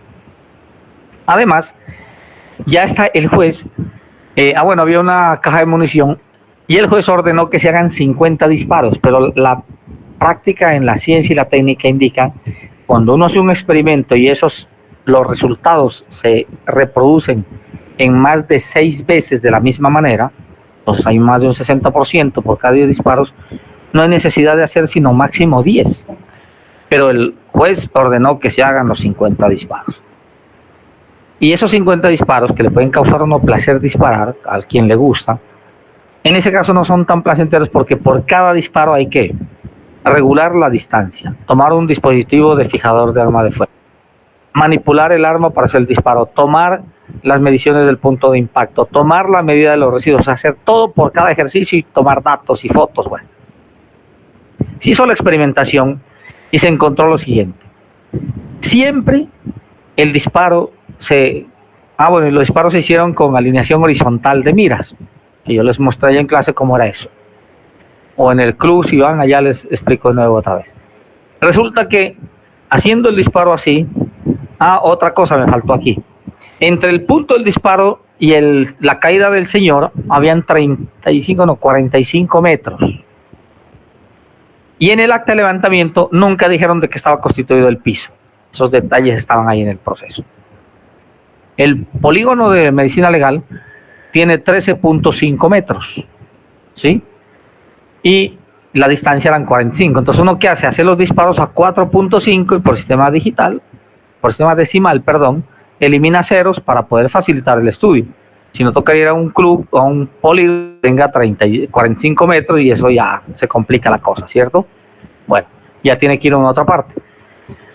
Hecho los experimentos, siempre el proyectil de arriba hacia abajo se desplazó 28 centímetros, fue constante. O sea, del vértice hacia abajo 28 centímetros. Pero de la línea media anterior hacia el lado izquierdo, a veces se desplazó 5 y a veces se desplazó 8 centímetros. A partir de allí, había que hacer la comparación, ¿cierto? Bueno. En el acta de levantamiento, les repito, no dijeron si el piso era de cemento, ladrillo, piedra, no. Entonces, primer disparo, conforme dijo el testigo. Esta línea verde refleja lo que dijo el testigo. Él disparó, le apuntó a la pierna a la persona, pero el proyectil impactó antes. Entonces, si ese piso era de arena, el proyectil se entierra ahí. Si es de tierra, también, porque la arena absorbe la energía cinética. Pero si el proyectil impactó en una piedra, entonces digamos que aquí era una piedra que haya habido, o cemento o ladrillo, porque no decían de qué era el piso, el proyectil pudo haber rebotado acá. Pero me faltó otra cosa. En el protocolo de necropsia decía que la trayectoria era antero-posterior, o sea, de adelante hacia atrás, recuerden en el plano coronal, era de izquierda a derecha, en el plano sagital, y era ligeramente de arriba hacia abajo en el plano horizontal. Entonces, si él hace este disparo, Aquí el proyectil podía haber aumentado la energía cinética o disminuido, no se sabía, ¿cierto? Como cuando juega a billar, la gente que juega a billar, uno le pone un efecto positivo, cuando la bola pega en la banda sale a gran velocidad, pero si uno le pone el efecto negativo, cuando la bola pega en la banda se frena. Aquí no se sabía eso. Pero cualquiera que haya sido las circunstancias, si el proyectil se fue hacia acá, entonces tenía a 28 centímetros del vértice, sí, a 8 centímetros la línea media anterior izquierda, sí, pero la trayectoria ya no era ligeramente superior o inferior, sino era de adelante hacia atrás, de izquierda a derecha podía ser, pero era totalmente de abajo hacia arriba, inferior o superior. Y el protocolo decía otra cosa, ¿ya? Y teníamos una falla y es que no podíamos saber a qué velocidad iba el proyectil ahí, y desconociendo la velocidad no podíamos calcular si afectó la piel, la pleura, el espacio intercostal, si alojó en el músculo cardíaco y demás. Por lo tanto, la versión del testigo descartada. Así no fue el disparo. Ahora, la versión del procesado. Él disparó al aire, la línea azul, disparó al aire, le empezó a caer, impactó a 28 centímetros del vértice, a 8 centímetros de la línea media anterior izquierda, ¿sí? Pero resulta que la energía cinética en ese punto era de, me parece que era 9.6. Bueno, sí creo que era 9.6 la velocidad que llevaba ahí julios, y el julio es una unidad de trabajo, ¿sí? Pero resulta que la trayectoria no daba. Pero supongamos que el muerto haya estado acostado boca arriba. A pesar, si uno prolonga esto aquí, la velocidad aumentaba, pero no era la suficiente como para causar los daños que el patólogo dijo. La otra versión, la línea roja, igual se desplaza 28 centímetros, es un disparo directo con la parábola aquí, impactaba en el sitio y la energía cinética en este punto, en ese caso, era de 28.6, entonces el primero era de 6.8 julios y acá era de 28.6 julios, que era la fuerza suficiente para perforar la piel, atravesar la pleura, el espacio intercostal, atravesar el corazón y alojarse en el ventrículo izquierdo, parte posterior. ¿Ya? Entonces, para eso sirve el movimiento parabólico, para poder determinar las versiones y saber exactamente qué energía cinética lleva el proyectil en un punto determinado y saber si a partir de ahí se hizo o no, se causó o no el daño que se está reclamando. ¿Ya? Bueno, viene la balística de efectos. ¿Alguna pregunta hasta ahí? ¿Alguna pregunta? No, doctor. Bueno. No, señor. Bueno, vamos a ver aquí.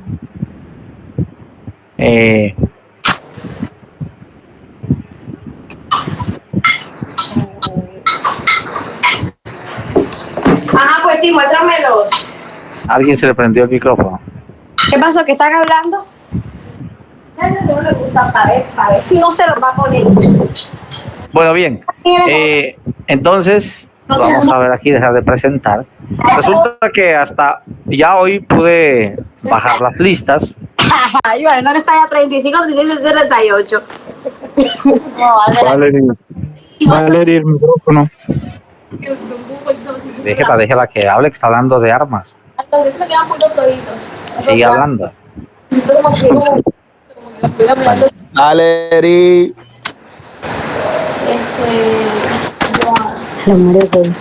Sigue hablando. Bueno, a ver, voy a verificar la lista. Ya la tengo aquí, ya puedo hacerlo. Y vamos a hacer lo siguiente. Hoy, bueno, al final les digo una cosa que vamos a hacer. Hoy es 24 de octubre, ¿cierto? 24 de octubre. Y vamos a hacer una cosa aquí. Bien. Yo voy a llamar la lista y el que esté ahí prende la cámara y me contesta, ¿ya? Acosta Aguilar Jacob Elip. Presente, profe. ¿Tiene la cámara? No. Sí, aquí estoy. Ok, bueno, buenas noches. Alcalá Campo Valentina. Alcalá Campo Valentina, no está, ¿cierto? Anaya Carranza Richard Jr. Presente, profe. Buenas noches. ¿Cómo está? Borges, Collado, Dafne, Alejandra. ¿Sí está bien? Sí, señor, presente, profe. Bueno, Dafne Alejandra, ¿cómo está? Muy bien, gracias. Borrero, Fontalvo, Disney, Karina.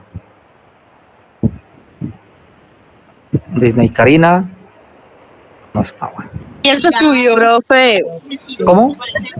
lo que pasa es que Disney tiene el celular dañado, pero ella estaba conectada conmigo y me había dicho que le comunicara a usted. Bueno, Cárcamo, Cantillo, Rosa María, pero por ahora no está. Cárcamo, ¿está aquí? Cárcamo, Cantillo. Presente, profe. Buenas noches. Castro, Peñate o Peñata, dice aquí, Andrés Felipe. Presente, profesor. ¿Sí está bien el nombre? Sí. Señor, está bien. Castro Bueno. Peñata. Ajá, sí. Castro, Sequea. Seili, Lorena. Sequea. No está. Cruz, Verdugo, Estefanía María. Presente, profe. Ya la vi. Buenas noches. De la Hoz, Tobar, Lisset, Tatiana. Hola, profe, buenas noches, presente. Buenas noches. Sigue aquí en la lista Díaz Martínez. Yeremi. Profe, él estaba conectado, pero se retiró. Igual ya le estoy escribiendo que se vuelva a conectar porque no sé por qué se le salió la llamada. Escobar, Barranco, Álvaro Jesús. Escobar, Barranco. Bien. González Campo, Dayana del Carmen. Presente. Buenas noches. Jiménez Van Heil, Luis Gerardo. ¿Sí está bien? Presente, profe. Sí, Van Hale. Van Heil. Bueno. Bien. López Betts, Sonia Judith. Sonia Judith. Marenco Ortiz, Emerson Aquiles.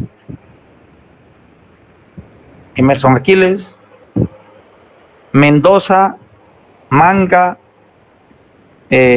Vilmaris Judith. Mendoza Vega, Dairo Antonio. Presente, profe. Buenas noches. Moreno, Camacho, Paula Andrea. Paula Andrea. Ahí se conectó otro ya. Bueno, Narváez, Mariota, Roberto Luis. Roberto Luis. ¿Dónde está? No está. Ortega, Monterrosa, Ariana Valentina. Ariana Valentina. Valeria Andrea Rodríguez Ahumada. ¿Qué le pasó? ¿Qué le pasó a Rodríguez Ahumada? Ah, pero no le he llamado todavía. Bueno, Ortega Monterrosa no está aquí. Peña Estrada Aura María. Buenos días, ¿Cómo le va? buenos días. Buenas noches, profe, presente. Buenos días, ¿cómo está usted? Buenas noches, buenas noches. Bernet Tres Palacios, Eilen Ariet. Presente, profe. Buenas noches. Reyes Truyol Katiuska. Presente, profesor, buenas noches. Buenas noches. Reyes Truyol, ya bueno. Ripoll Mier Luis Manuel. Presente, profesor. Buenas noches. Buenas noches. Rodríguez Ahumada Valeria Andrea. Creo que era la que me estaba escribiendo que el celular se le volvió loco. Presente, profe. Bueno, ya está aquí. Rodríguez Tejada. Tejeda. ¿Cómo? Tejeda. Tejeda Etelvina María, sí. Gracias. Señor. Rojas Tapia, Brian Gerardo. Brian Gerardo. Rueda Salcedo, Sara Elena. Hola, profe, presente. Buenas noches, ¿cómo le va? Muy bien, profe, ¿usted cómo está? Bueno. Santiago, y alguien le pagó a la tesorera, nadie le ha pagado, ¿cierto? Santiago Escobar, James No, Paola. profe, pero estoy pendiente por si alguien me quiere pagar. Ahora hablamos sobre eso también. Ok. Santiago Escobar, James Paola. Buenas noches, profe, presente. Buenas noches. Torres Betancourt Camila Andrea. Presente, profe. Buenas noches. Viana Fontalvo Luis Carlos. Presente, profesor. Buenas noches. Presente. Villanueva Narváez María Angélica. Buenas noches. ¿Ya llegó Rojas Tapia Brian o no escuchó ahora rato? No. ¿Quién más que ahora rato no contestó? Ortega Monterrosa Ariana. Narváez Mariota Roberto Luis. Moreno Camacho Paula Andrea. Mendoza Manga Villamariz Judith. Marenco Ortiz Emerson. López Betts Sonia Judith. Escobar Barranco Álvaro Jesús.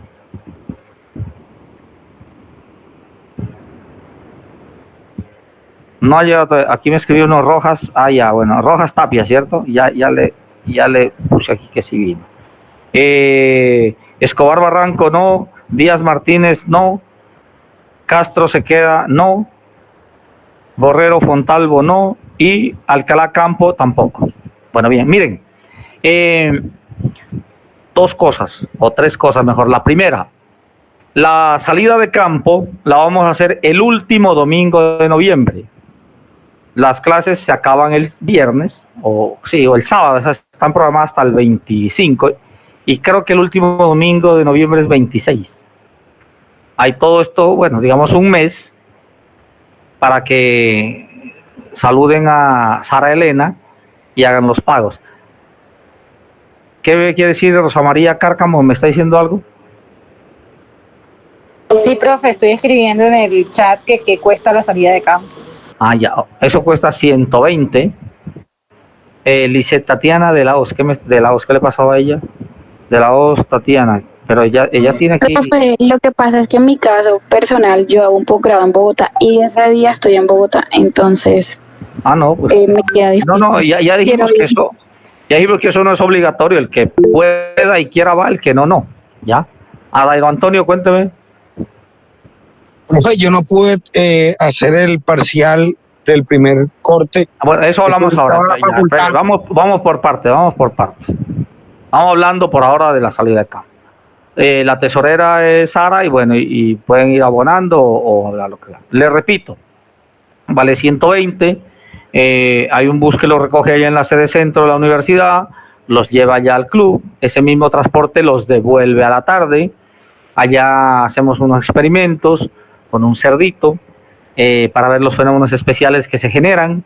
Luego les dan un refrigerio, luego les dan una instrucción de manejo de armas, luego disparan pistola y revólver. Luego hay una chicharronada con ese cerdito que en la mañana lloran y se quejan y a algunos no les gusta, pero después piden más chicharrón. Y luego se toma una cerveza, se charla ya y el carro lo recoge nuevamente, ¿ya? ¿Qué me dice James, Paola?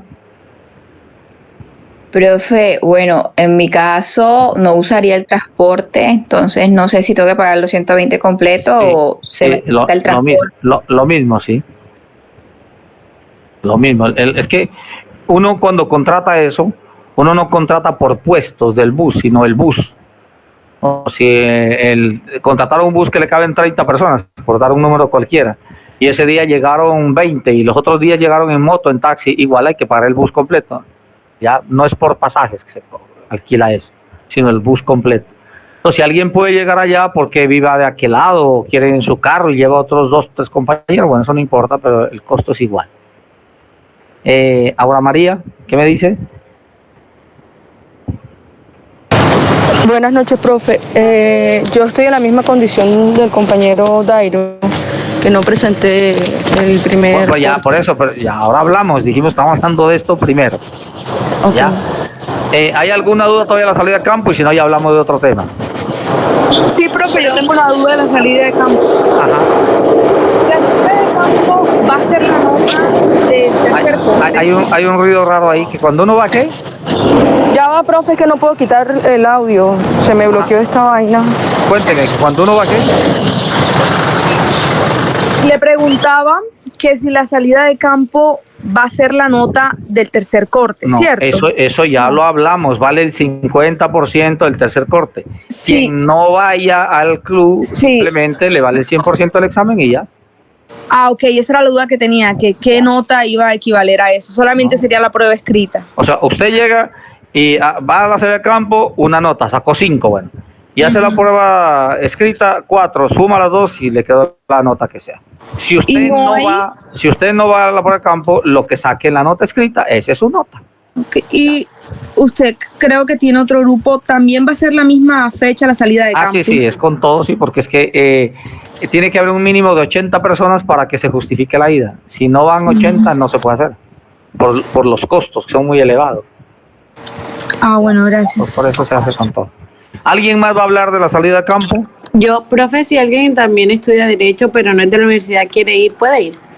Pero estudia Derecho en otra parte y ¿quién responde por él? Nadie. Bueno, si alguien lo lleva y responde por él, que vaya. ¿Cómo así responde, profe? O sea, responde recaudando el dinero y cuando llegue allá, que no va a llegar borracho. Bueno, le dicen lo que nosotros hablamos aquí de la seguridad, ¿cierto? Sí, pero claro. sí puede, sí puede ir. Ok, profe, gracias. Bueno, bien. No hay ninguna otra pregunta, entonces ya saben, la tesorera es Sara Elena Rueda Salcedo, ella la contactan en la universidad, la buscan todos los días de clase, menos cuando juegue la Selección Colombia, y ella les da las pautas para que le entreguen lo que le van a entregar, ¿ya? Y el plazo es hasta una semana antes de ir al club. Entonces digamos que puede ser si es la salida del 26 hasta el 20. Porque siempre sucede, no, que mire que la quincena, bueno, tienen todo este mes para decidir. Ya saben que no es obligatorio, el que quiera va, el que no, no. Primer aspecto. Segundo tema aquí vamos a tocar. Como ya tengo acceso al sistema, no sé exactamente qué día es el plazo para subir la segunda nota. Entonces, yo creo que en 2 semanas, cuando termino el tema de balística, hacemos el examen, ¿ya? Que es el primer corte. Yo no había hecho porque no tenía acceso al sistema, la plataforma no podía hacer nada. Entonces, la próxima semana creo que ya damos la fecha exacta en qué semana hacemos el examen, ¿sí? El examen, le repito, va a ser 20 preguntas en forma de test, unas de falso verdadero, de selección, de complementario y unas de respuesta abierta, ¿sí? ¿Hay alguna pregunta sobre el primer parcial? ¿Alguna duda? No, bueno, ahora viene el tercer tema. Sí, profe, el parcial es presencial, ¿verdad? ¿O es por la plataforma? Presencial. Bueno, el examen es presencial. Profe, la otra pregunta, qué pena, es ¿hasta qué tema? O sea, ¿hasta qué tema entra el primer corte? Hasta balística. Hasta balística, ok. Sí. Hasta lo que se dio hoy. Hasta lo que se dé en la siguiente clase que terminemos balística. Por eso terminamos el tema de balística y ahí hacemos el examen, que debe ser como en 15 días, creo yo, la semana siguiente. Supongo yo que voy a hacer eso. ¿Ya? Entonces, bueno, ¿alguna otra pregunta del examen? ¿Ninguna? ¿Quién fue que... Alguien se unió ahora pero no alcancé a leer? ¿Quién fue? ¿Alguien vio que se unió ahora? No. Bueno, entonces, el tercer tema, vamos a hacer un taller en esta clase, no sobre el tema de hoy, pero vamos a hacer un taller. El taller más sencillo que puedan hacer ustedes, para que compensen y saquen buena nota en el 40%. Ustedes verán cómo se organizan, ¿sí? Solo pueden hacer taller los que estuvieron en clase, los que no contestaron a lista no pueden hacer taller. Y sobre ellos, ahora les digo cómo vamos a hacer la recuperación. Ya lo dije 2 o 3 veces, pero lo voy a repetir. Pero por ahora dejemos el taller. Mire, lo hacen en grupos, ¿sí? Igual que la vez pasada, de 5, de 8. Bueno, el taller es muy sencillo. Presten atención. Hay una diapositiva de una clase que hablábamos del libro de Hans Gross, ¿cierto? Manual del juez, todas las ciencias de criminalística. Hans Gross incluyó en su obra 15 temas. ¿Ya? Entonces, ustedes lo que van a hacer es lo siguiente. Toman como referencia ese libro, ¿sí? Y al final me van a contestar 2 preguntas. La primera, ¿cuáles de esas áreas que están ahí, de las 15 áreas, hoy no se aplican dentro de las ciencias forenses. Basta haber ido a clases y haber prestado atención, ni siquiera mucha, mediana atención. Hasta los que estaban en la clase viendo el partido de Colombia pueden contestar eso. Y como lo van a hacer en grupo, mejor todavía. ¿Ya? Primera pregunta. ¿Cuáles de esas 15 áreas que incluyó Hans Gross en su obra no tienen aplicación hoy en día? Y la segunda, acuérdense que Hans Gross dijo que esas 15 áreas eran las suficientes y además necesarias para esclarecer todo tipo de delito.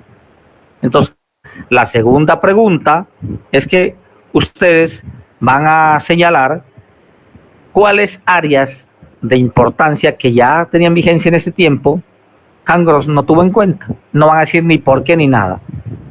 Lo que tienen que escribir para responder esas dos preguntas máximo son, si se exceden, van a tener que escribir 8 palabras, si se exceden. No quiero que digan, Hans Gross, su libro incluyó la tal cosa y consistía en tal vaina y esto. No, eso no. La pregunta es muy concreta. ¿Cuáles de esas áreas hoy en día no se aplican?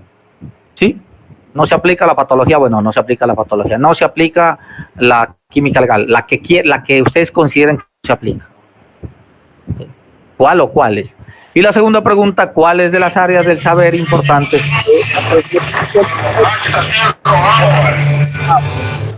En 8 palabras contestan el examen, el taller. Y me lo entregan en físico la próxima clase allá en la universidad. ¿Alguna pregunta sobre el taller?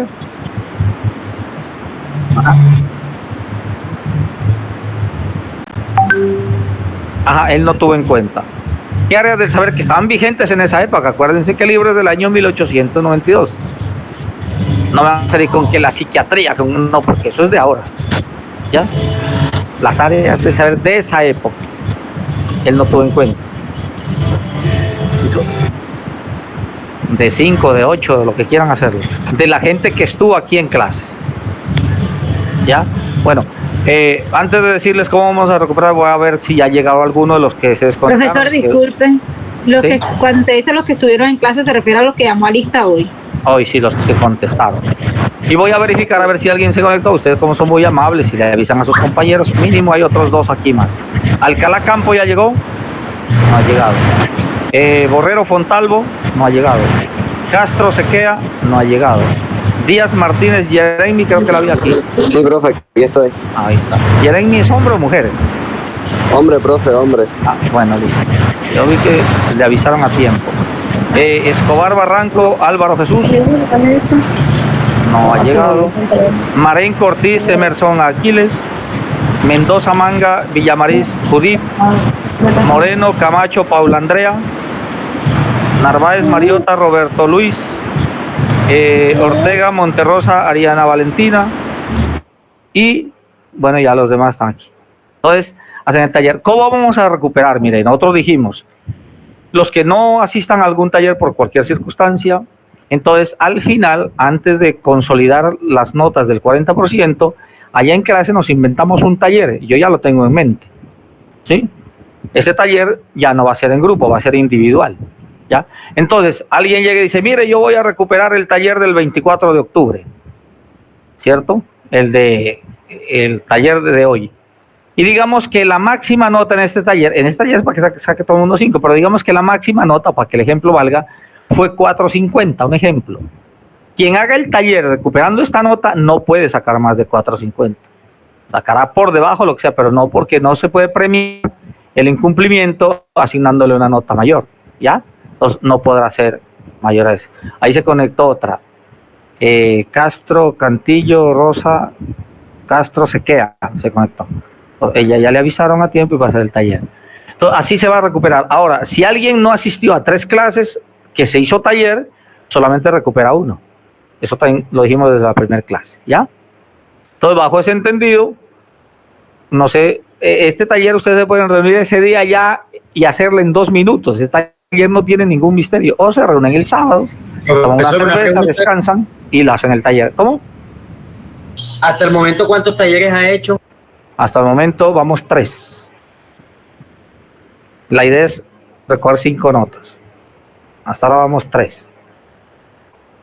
Sí, claro, con este 3. Con este, ¿cierto? Sí, claro, con este 3. La clase pasada también hizo un taller. Yo no recuerdo si la clase... Lo cierto es que con este son... Sí, En la clase pasada se hizo uno. Ah, bueno, entonces ahí. ¿Ya? Que también fue virtual. No. No, esa fue presencial. La frontera fue presencial. Hubo el partido de Colombia. Eso, fue con el código. Fue con la norma en la mano, ¿cierto?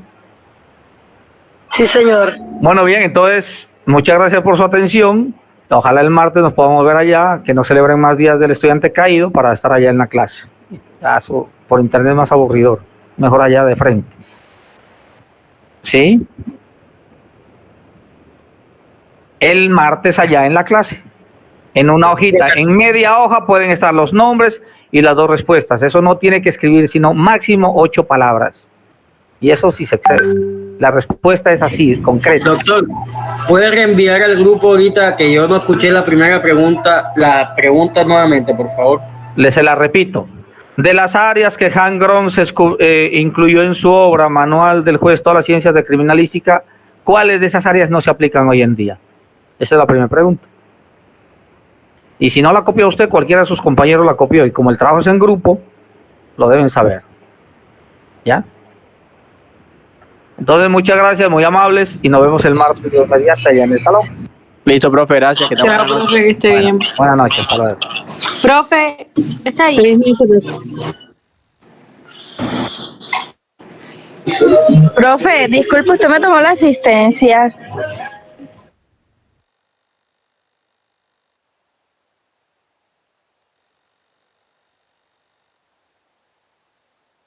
Cuando él te llamó, tú no respondiste, Shailene.